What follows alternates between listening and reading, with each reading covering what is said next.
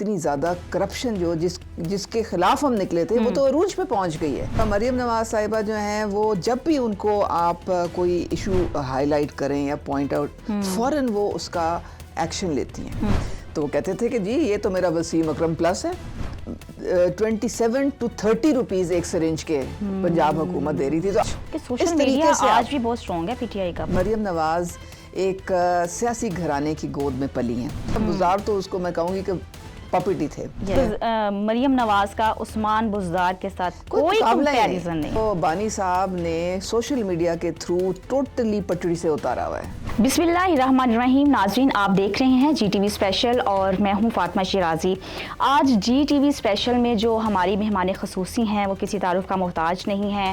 Senior سیاستدان ہیں پاکستان کی اور پاکستان تحریک انصاف سے بھی ان کا تعلق رہا ہے. آج کل یہ پاکستان مسلم لیگ نون کے ساتھ منسلک ہیں اور 2 عہدے ان کو ملے ہوئے ہیں جس میں فوکل پرسن ہے یہ انسداد پولیو کی اور چیئرمین ہے ہیومن ٹریفکنگ کی عظمیٰ کارداد صاحبہ. السلام علیکم. کیسی ہیں آپ؟ وعلیکم السلام فاطمہ. سب سے پہلے تو بہت بہت شکریہ کہ آپ نے جی ٹی وی کی آج مہمان بنی ہیں.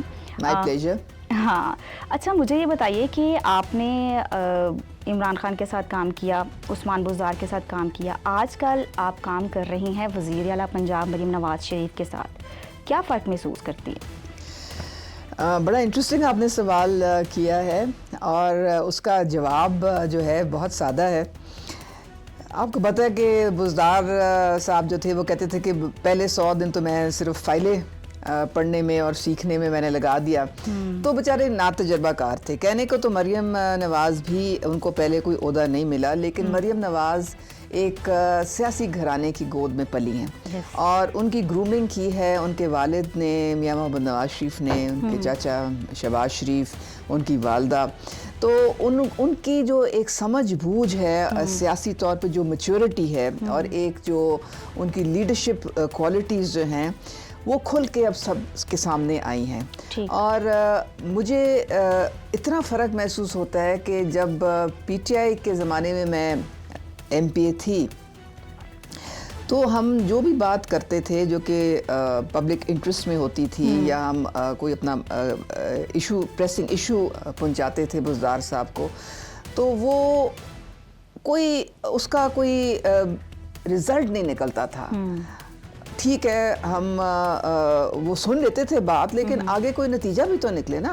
اب مریم نواز صاحبہ جو ہیں وہ جب بھی ان کو آپ کوئی ایشو ہائی لائٹ کریں یا پوائنٹ آؤٹ فوراً وہ اس کا ایکشن لیتی ہیں اور وہ ان کا جو مین مقصد ہوتا ہے وہ کہتی ہیں کہ جو ٹیکس پیئر کا پیسہ ہے وہ ٹیکس پیئر کے ویلفیئر پہ لگنا چاہیے.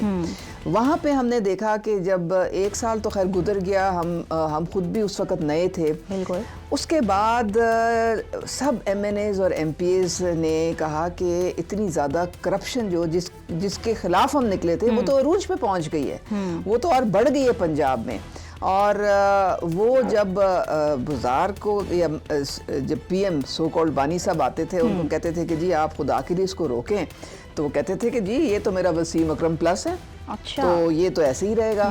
اور یہ حال ہو گیا تھا کہ ڈیفیکٹو چیف منسٹر تھی فرح گوگی, ان کی اجازت کے بغیر کچھ بھی نہیں ہوتا تھا. بزار تو اس کو میں کہوں گی کہ پپٹی تھے. اور جتنی پوسٹنگز, ٹرانسفرز اور جتنی کرپشن اور جو ڈیولپمنٹ کے فنڈ سارے انہوں نے منی لانڈر کر کے یہ لوگ باہر لے گئے. اور آپ کو پتہ ہے کہ آئی ایس آئی کے چیف خود جو آج آرمی چیف ہیں وہ خود فائلیں ایک پلندہ لے کے گئے تھے اور انہوں نے کہا تھا جی یہ ایویڈنس ہے خدا کے لیے آپ ان کو چینج کریں. لیکن کوئی اثر نہیں ہوا اور میرے خیال میں جو ان کی حکومت گئی ہے وہ لارجلی پنجاب کی وجہ سے گئی ہے. اور مریم نواز صاحبہ نے اسٹرکٹلی منع کیا ہے کوئی پوسٹنگ, کوئی ٹرانسفر, کوئی آپ نے دیکھا کہ کوئی پولیٹیکل انٹرفیئرنس نہیں ہے. جو بھی کام وہ کروا رہی ہیں, جو بھی انیشیٹو وہ لے رہی ہیں وہ اس وقت میرٹ اور ٹرانسپیرنسی ہے. یعنی مریم نواز کا عثمان بزدار کے ساتھ کوئی کمپیریزن نہیں ہے. آپ نے دیکھا یہ کہ یعنی کہ ان کا اور ان کا یہ مریم نواز جب ایک کلینک آن ویلز میں آپ کو ایگزامپل دیتی ہیں وہ انیشیٹو ہے ان کا. اب میں پولیو کے حوالے سے تقریباً کوئی 22 کے قریب پنجاب کے ڈسٹرکٹس میں پھر چکی ہوں. میں کلینک آن ویلز بھی جا کے دیکھتی ہوں. ठीक। इस वक्त 1 करोड़ रजिस्टर्ड पेशेंट्स हैं और ऑटोमेटेड प्रोग्राम है, डिजिटलाइज्ड प्रोग्राम है, 31 दवाइयाँ लोगों को मिल रही हैं, घरों तक मिल रही हैं, और जो कमज़ोर तबका ख़ास तौर पे ख़वातीन, बच्चे, हमारे जो बुज़ुर्ग हैं, उनको फ़ायदा हो रहा है। अद्वियात से मैं आपको बताती चलूँ कि अभी रिसेंटली जो है वो बेज़ाब्तगी सामने आई है पाकिस्तान तहरीक इंसाफ की, कि बग़ैर टेंडर्स दिए अद्वियात और बाकी जो सामान है हॉस्पिटल में वो पहुंचाया जा रहा था। बिल्कुल, आप देखें ये आमिर कियानी को क्यों हटाया था, वो ये अरूज पे करप्शन थी, और फिर यहाँ पे बिल्कुल इन्होंने कोविड के दौरान भी ऐसे ही किया। फिर उसके बाद अब जितनी दवाइयाँ हैं उसमें भी बगैर टेंडर दिए का मतलब है कि आपकी जेब में कोई भारी कमीशन जा रहा है। बिल्कुल, यानी कि एक सिरिंज, मैं आपको एक एग्जांपल देती हूँ, जो कि बाजार में 6-7 रुपए की मिलती थी, ये ऐसा टेंडर करते थे कि उस टेंडर में जो पंजाब हुकूमत है 27 to 30 रुपीज़ एक सिरिंज के पंजाब हुकूमत दे रही थी। तो आप ये बताएं कि अगर बाजार में आपको 6-7 रुपए की मिल रही है रिटेल पे, तो ये सारा पैसा किसकी जेब में जा रहा है? तो ये तो सोचने वाली बात है। अच्छा, आपने अब तक बुशरा बीबी और इमरान खान के बारे में जो कुछ भी कहा वो वक्त साबित कर रहा है, लेकिन बात यह है कि कुछ ऐसे लोग भी हैं जो भी उन्हें ईमानदार और दयानतदार तस्वुर करते हैं और समझते हैं। क्या समझते हैं, क्या मुफाद है उन्हें? बुशरा बीबी का नहीं, जो लोग उन्हें अभी भी ईमानदार और दयानतदार कह रहे हैं, उन लोगों को क्या मुफाद है? देखिए, 2 कैटेगरीज हैं। एक तो जो सियासी लोग हैं जो कि इस पार्टी में हैं, उनकी जो पॉलिटिकल करियर एट स्टेक है, जाहिर है वो जीत के इस पार्टी से आए हैं और उनको हर हालत में इस पार्टी को सपोर्ट भी करना है, और बुशरा मानिका के खिलाफ तो आप एक लफ्ज़ भी अगर निकाल दें तो आप फारिग हैं। तो इसलिए उनको हर हालत में डिफेंड करना पड़ता है, क्योंकि उनका सियासी जो फ्यूचर है वो दाव पे लगा हुआ है।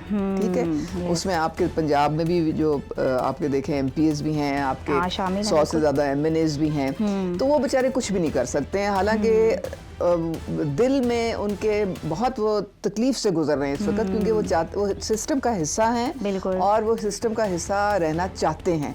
इसीलिए आप देखें कि वो इस वक्त वो आते हैं असेंबलियों में, उनके पास चेयरमैनशिप भी है कई स्टैंडिंग कमेटीज़ की, उनके पास मुराद भी हैं। ज़ाहिर है वो एक सिस्टम का हिस्सा है, चल रहे हैं, लेकिन वो बानी साहब को तो चैन नहीं आता। अब वो दूसरा कैटेगरी है जो कल्ट है, और ये वो कल्ट है जिसको बानी साहब ने सोशल मीडिया के थ्रू टोटली पटड़ी से उतारा हुआ है।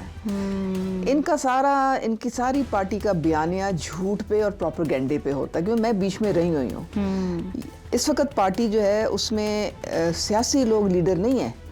इनका जो जिब्रान इलियास बाहर बैठा है, जो सोशल मीडिया चलाता है, वो लीडर है। हाँ, जो बानी साहब है उस पर ट्रस्ट करते हैं कि भाई तुम ऐसा बयानिया डालो वो सबको घुमाओ, यानी कि वो सच को झूठ, झूठ को सच। सोशल मीडिया आज भी बहुत स्ट्रॉन्ग है पीटीआई का, बहुत नॉन लीग की निस्बत आज भी पीटीआई का सोशल मीडिया बहुत स्ट्रॉन्ग है। स्ट्रॉन्ग क्या है, देखें आप मेरी बात सुने, प्रोपेगेंडा फैलाना, झूठ फैलाना, फेक न्यूज़ फैलाना, ये क्या है? इसको आप इसको कोई स्ट्रेंथ आप समझती हैं? ये तो नुकसानदेह चीज़ है। ये आप अपने मुल्क का नुकसान कर रहे हैं, अपने कौम का नुकसान कर रहे हैं, अपने यूथ का नुकसान कर रहे हैं, उनको गुमराह कर रहे हैं, उनको आप ये सिखा रहे हैं कि आप भी जो है वो मन घड़त बातें करें, जब दिल करे अपने मतलब को सूट करने के लिए आप भी कोई ना कोई फेक न्यूज़ जो है, और जबकि वो फेक न्यूज़ अब जो इदारों के खिलाफ प्रोपेगेंडा है, जो ये लोग हर वक्त अपने लोगों को इंसाइट करते हैं अपनी फौज के, ये कोई अच्छी बात है? एक हमारी मुल्क को कमज़ोर करने के मुतरादिफ है, और ऐसी चीज़ को आपको डिस्करेज करना चाहिए, इसमें कोई अच्छाई नहीं है। ठीक है, बहुत बहुत शुक्रिया। उज़मा कारदाद हमारे साथ थी। नेक्स्ट वीक में फिर मुलाकात होगी एक नए मेहमान के साथ, नई बात के साथ। शुक्रिया बहुत बहुत।